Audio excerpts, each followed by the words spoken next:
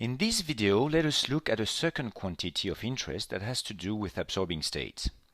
Now that we know how to calculate the probability of getting to a given absorbing state, we would like to know how long it would take to get to it. Let us first deal with that question when we have only one absorbing state. Let us consider the following Markov chain, which is a little simpler than the one that we had in the previous video. We have transient state, 1, 2, and 3 are transient state, and we have one recurrent state, 4, and that recurrent state 4 is an absorbing state because once you get to it, you stay there forever. So in this simple example, the absorption probability to 4 is trivially 1. No matter where you start, with probability 1 you're guaranteed that eventually you will reach 4. But the question of interest is to know how long would it take to get to 4. In other words, how many transitions will you have to do until you reach 4? Of course, we don't know. It is a random variable. In fact, it's more than one random variable. It will depend probably on where you started. Starting from 2, 1, or 3, or 4 would lead to different random variables. We are going to be interested in looking at their expectation, or the expected value of these random variables. More precisely, let us define exactly what we want to do, which is to find the expected number of transitions that we're going to call mu of I, until reaching 4, which is our absorbing state, given that the initial state is I, one of these 4 states. First, as a warm-up, let's do some quick calculation. If you didn't have this part here, and instead we were looking just at this portion here, and make this one disappear like this, and replace it by a loop of probability 0.8. So now if you start from state 2, with probability 0.2 you will go to 4, or with probability 0.8 you will remain in 2. And now you ask yourself, what is the number of trials you have to do until you reach 4? Well, we know what it is. This is a geometric random variable with the probability of success, which is a success being going to 4, of 0.2. So the expected number of trials starting from 2 that you will have to go through until you reach 4 will be 1 over this probability. So 1 over 0.2, which is 5. Now that we have done this quick calculation, it should be clear that if we go back to the previous Markov chain that we had here, the expected time mu2 would probably be bigger than 5. Since from 2, not only you have the probability of going to 4, but you might have some chance of traveling there. So probably the number of time until you reach 4 will be bigger than 5. Let us see. Well, first of all, if you start at 4, the expected number of transitions until reaching 4 will obviously be 0. So here, for I equals 4, you indeed get 0. What about for the others? Well, again, this is what we would like to calculate. How are we going to do that? Well, the argument is going to be of the same nature as the one that we used before. We are going to think in terms of tree and consider possible options starting from a given state. So let's do this calculation from 2. So you are 2, and we're going to build that tree here. So you are in state 2. What could happen next? Well, you can either transition to 4 with the probability 0.2, or with the probability 0.8, you end up in 1. And you have done one transition here, right? So plus one transition. So you are interested in calculating mu2. After one transition, you either end up in 4.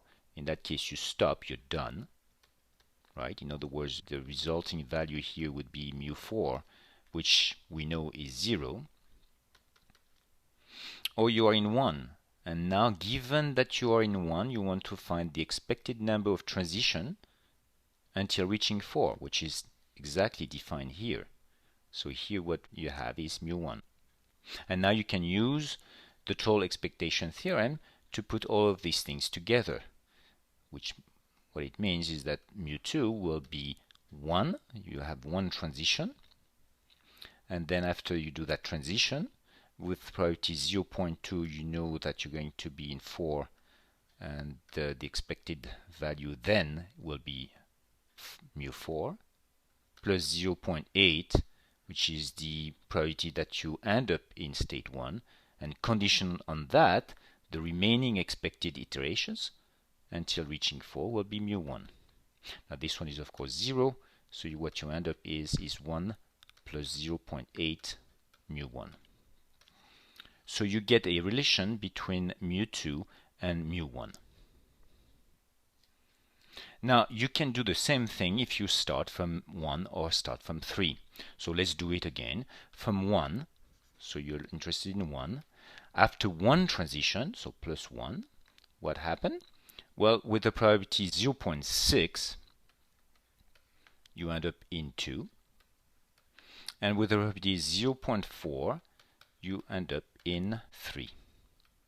And from 3, if you start in state 3, after one transition, what happened? Well, with the probability 0.5, you would end up in state 1. And then the expected number of transition from state 1 until reaching 4 will be mu1. Or with probability 0.5, you end up in 2.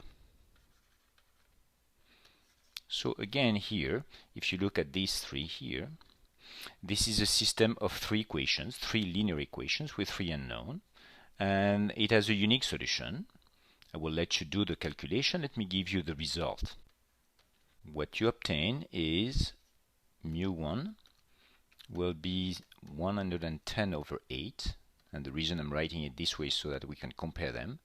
Mu2 will be 96 over 8, which is 12, and mu3 is 111 over 8.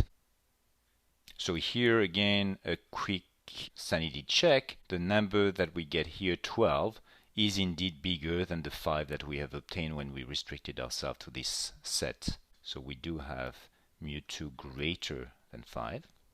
Now, as the relative value between mu1, mu2, and mu3, it sort of makes sense. Mu2, the state 2, is the one closest to 4. It is the one actually linked to 4. So in some sense, the expected number of transition to reach 4 will always be the smallest one, because starting from the other states, you will have to go to 2 before going to 4. And in general, if you have a general Markov chain with transient states and one absorbing state, and you are asking yourself what is the expected time to absorption to that unique absorbing state, it will be the unique solution from the system of equation given here, where the Pij are the transition probabilities of your Markov chain. Now, we have seen how to solve this problem when we have one unique absorbing state. What happens if you have more than one absorbing state? Like, for example, in this case. Well, first of all, a quick note. You realize here that you have 1, 2, and 3 transient states, and indeed here you have 4 as an absorbing state. It's a recurrent state, and once you get to it, you stay there forever. And 5 is also a recurrent state, and once you get to 5, you stay there forever. Right? So 4 and 5 are both absorbing states. And in the previous video, we had seen how to calculate the probability of ending up in 4 as opposed to ending up in 5. What we know is that the probability of ending up in 4 plus the probability of ending up in 5 will be 1, but since the probability of ending up in 4 is not 1, trying to find the expected number of steps until you reach 4 specifically does not make much sense. That expectation of that random variable, it's a random variable, but that expectation will be infinity. Why? Because there is a positive probability that you will end up in 5, and if you end up in 5, once you get there, the number of steps to go to 4 will be infinity. So it makes more sense to think about what is the expected time to any absorbing state, so to either 4 or 5.